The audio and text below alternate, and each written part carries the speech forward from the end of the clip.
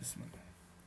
Carlson Ladico était assis seul au milieu de la chambre d'interrogatoire, défiant le projecteur qui l'éclairait de face, sans ciller. Il devinait les ombres qui se déplaçaient derrière les vitres sans teint. Il ne s'était jamais imaginé de voir un jour prendre place sur cette chaise. La situation l'amusait plus qu'elle ne l'effrayait. Depuis que son mal de tête s'était dissipé, il considérait les choses avec un certain recul. Si nous reprenions détective Ledico, suggéra la voix impersonnelle de l'intervieweur.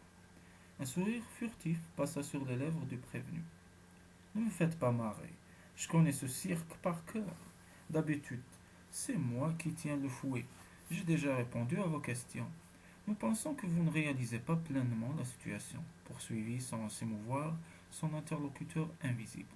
Votre véhicule s'est écrasé dans le secteur détruit avec à votre bord un conseiller de l'administration. Il est mort et vous êtes indemne.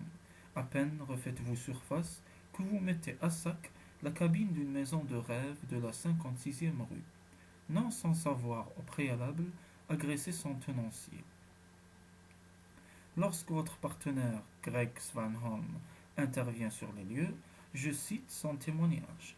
Vous le menacez de votre arme en lui ordonnant de sortir, de ne pas approcher. De ne pas approcher quoi? Vous le savez pertinemment. Les gens de l'administration qui nous écoutent en ce moment même le savent pertinemment. Les machines à rêve ne sont pas des machines, mais des êtres vivants. Ce sont des embryons de noctambules, modifiés, domestiqués, transformés en générateurs de pensée. Que sais-je? Au lieu de dévorer les esprits, ils leur injectent des images, comme si le courant était inversé. Cela signifie que quelqu'un, quelque part, est parvenu à modifier génétiquement cette entité et qu'il l'utilise sciemment pour empoisonner les neurones d'une population entière. Un lourd silence suivit. Lady Co devina un conciliabule hors micro. Maintenant, qu'allez-vous faire de moi? M'interner comme asocial? Mais bien sûr, voyons, quoi d'autre? Il se leva brusquement de sa chaise et balança un solide coup de poing dans la vitre. Celle-ci vibra sur toute sa surface, mais ne rompit pas. Du moins, cette réaction ramena-t-elle son interlocuteur à la conversation.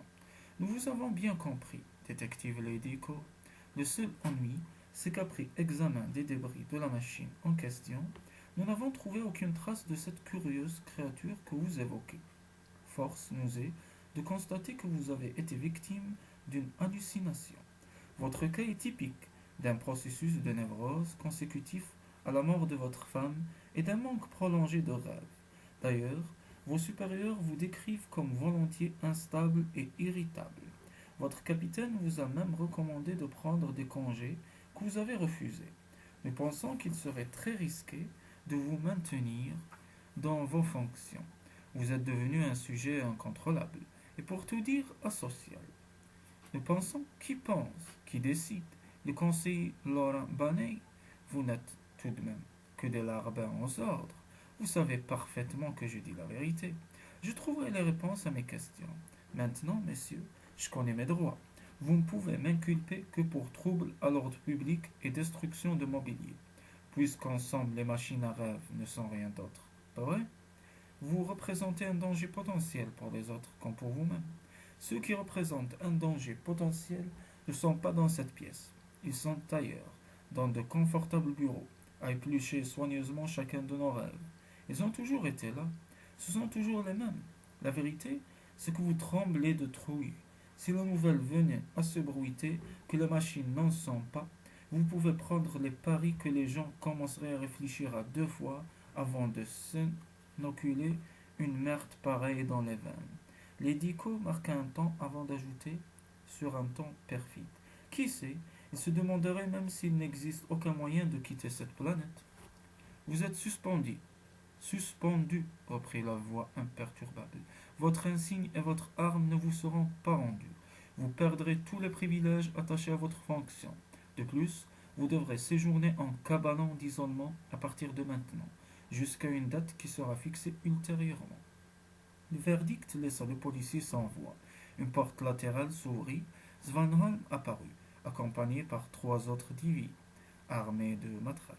Le grand rouquin s'approcha de son partenaire, l'air embarrassé. Je suis désolé, Carson, dit-il. Ils m'ont demandé de dire ce que j'avais vu, et alors tu as préféré mentir. C'est que, Kerson, j'ai ma vie, bon sang, c'est trop gros pour moi, tu comprends? Ils savent que tu sais, Svan. Si tu crois qu'ils te lâcheront, tu es un gros con. Je dois t'arrêter, ce n'est pas une tâche agréable, mais je dois obéir aux ordres. Tu me feras pas d'ennui, pas vrai? L'édico sentit qu'il lui glissait subrepticement un objet dans la poche. Il sourit de toutes ses dents en préparant son direct du gauche.